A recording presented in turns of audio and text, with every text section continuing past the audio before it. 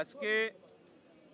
রামিসা হত্যা মামলার চার্জ গঠনের শুনানির জন্য দিন নির্ধারিত করা হয়েছিল। আজকে রাষ্ট্রপক্ষে আমরা সকল প্রস্তুতি সহ যথাসময়ে উপস্থিত হয়ে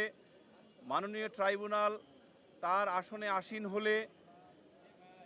রাষ্ট্রপক্ষে উপস্থিত দুইজন আসামির বিরুদ্ধে এই মামলায় সংগঠিত অপরাধের বর্ণনা চার্জশিটের রেলিভেন্ট অংশ হতে পড়ে শোনানো হয় এবং তারপর ইনকোয়েস্ট রিপোর্ট বা সুরতহাল রিপোর্টে উল্লেখিত সময় উল্লেখ সহ এই মামলার আসামিদ্বয়ের বিরুদ্ধে অর্থাৎ ১ নম্বর আসামি মোহাম্মদ সোহেল রানার বিরুদ্ধে রামিসা আক্তারকে তাদের ফ্ল্যাটে আসামিদ্বয়ের বসবাস করা ফ্ল্যাটে নিয়ে গিয়ে তাদের বসবাস করা ফ্ল্যাটের বাথরুমের ভিতর ধর্ষণ করে হত্যাকাণ্ড ঘটান এবং তার পরবর্তীতে তার মাথা দেহ থেকে আলাদা করে কেটে বালতিতে রাখেন, একই সাথে তার দু হাত দেহ থেকে আলাদা করেন এবং অন্যান্য অঙ্গে ছোরা দিয়ে ক্ষত বিক্ষত করে বিভিন্ন আলামত পানি দিয়ে ধৌত করে নষ্ট করেন। ফলে মাননীয় ট্রাইব্যুনাল ১ নম্বর আসামির বিরুদ্ধে নারী ও শিশু নির্যাতন দমন আইনের ৯-২ ধারায় চার্জ গঠন করেছেন এবং ২ নম্বর আসামি স্বপ্না খাতুনের বিরুদ্ধে এই ঘটনা সহায়তা করার জন্য অর্থাৎ ধর্ষণ হত্যাকাণ্ড এই দুটি অপরাধে সহায়তা করার জন্য নারী ও শিশু নির্যাতন দমন আইনের ৯-২ এর সাথে পঠিতব্য ৩০ ধারার অধীনে চার্জ গঠন করেছেন। একই সাথে বিভিন্ন আলামত ধৌত করে বিনষ্ট করা এবং আসামিকে জানালার গ্রিল ভেঙে পালিয়ে যেতে সহায়তার কারণে পেনাল কোডের ২০১ ধারার অধীনে উপরোক্ত অর্থাৎ আগের দুটো ধারার সহিত এই ২০১ ধারাতেই চার্জ গঠন করা হয়। অর্থাৎ স্বপ্না খাতুনের বিরুদ্ধে নারী ও শিশু নির্যাতন দমন আইনের ৯-২, ৩০ এবং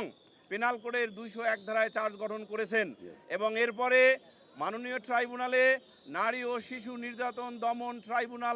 দমন আইন ২০০০-এর ২০-এর উপধারা ২ সাবমিশন আকারে পড়ে শোনায় যে আমরা পড়ে শোনাই এই বলে যে এই আইনের এই বাধ্যবাধকতায় বলা আছে যে বিচার কার্য শুরু হইলে একটানা প্রতি কার্য দিবসে বিচার কার্য সম্পন্ন করাইবার জন্য পরিচালিত করতে হবে। তখন মাননীয় ট্রাইব্যুনাল এই সাবমিশনে সন্তুষ্ট হয়ে আগামীকাল রাষ্ট্রপক্ষে সাক্ষী উপস্থাপনের জন্য নির্দেশ দিয়েছেন সংশ্লিষ্ট কর্তৃপক্ষকে এবং একই সাথে আগামীকাল থেকে এই মামলার সাক্ষ্য গ্রহণ প্রক্রিয়া একটানা চলিতে থাকিবে।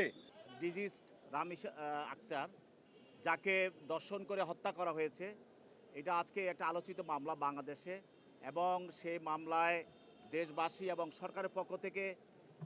যতটুকু আমরা চেষ্টা করছে যে এই বিষয়টার উপরে গুরুত্ব দেওয়া হয়েছে এবং খুব স্বল্প সময়ের মধ্যে যেন একটা ন্যায় বিচার প্রতিষ্ঠিত হয় এবং যিনি রামিসা আক্তারের বাবা, যিনি মামলা দায়ের করেছেন, যেন এই দর্শন করে যে হত্যাটা করা হয়েছে এটা যেন একটা সুষ্ঠু বিচার হয় এবং স্বল্প সময়ের মধ্যে যেন একটা দৃষ্টান্তমূলক একটা বিচার হয়, যেন বাংলাদেশে এই ধরনের ঘটনা ভবিষ্যতে আর কেউ করার সাহস না পায়। এই ধরনের চেষ্টা সরকারের পক্ষ থেকেও আছে। আপনারা জানেন ইতিমধ্যে ৫ কার্য দিবসের মধ্যেই এই মামলার চার্জশিট দাখিল করা হয়েছে এবং দাখিলের পরেই আজকে প্রথম খোলার দিন এবং পবিত্র ঈদের পরেই আজকে প্রথম ঈদের অফিস খোলার দিন। যে জন্য আজকে এই মামলার অভিযোগ গঠন করা হয়েছে এবং অভিযোগের মধ্যে যেখানে আমাদের প্রসিকিউশন পক্ষ থেকে উত্থাপন করা হয়েছে যে রামিসাকে কিভাবে রেপ করা হয়েছে এবং রেপ করার পরে তাকে কীভাবে হত্যা করা হয়েছে এবং তার কিভাবে তার শরীরগুলো কেটে বিচ্ছিন্ন করা হয়েছে এবং এই কিভাবে তার স্ত্রী তাকে সহায়তা করেছে এবং পরবর্তীতে এই হত্যা এবং রেপ এইটাকে মুছে ফেলার জন্য এবং এটাকে গোপন করার জন্য সে কী ধরনের ব্যবস্থা গ্রহণ করেছে এবং সেটাও এই মামলায় আমরা উপস্থাপন করেছি এবং সেই জন্য তাদের বিরুদ্ধে আমাদের নারী শিশু নির্যাতন দমন আইনের ৯-২ এবং ৩০ এবং দণ্ডবিধির ২০১ ধারায় তাদের বিরুদ্ধে চার্জ গঠন করা হয়েছে এবং আগামীকাল সাক্ষীর জন্য আছে এবং আমাদের এই আইনে আছে যে চার্জ গঠন করার পরে প্রতিদিনই সাক্ষী নেওয়া যাবে এবং সেভাবে সাক্ষী প্রতিদিন নেওয়া হবে। আমরা প্রসিকিউশন পক্ষে আমরা চেষ্টা করব প্রতিদিন সাক্ষী নেওয়া এবং প্রতিদিন সাক্ষী নেওয়াই হবে।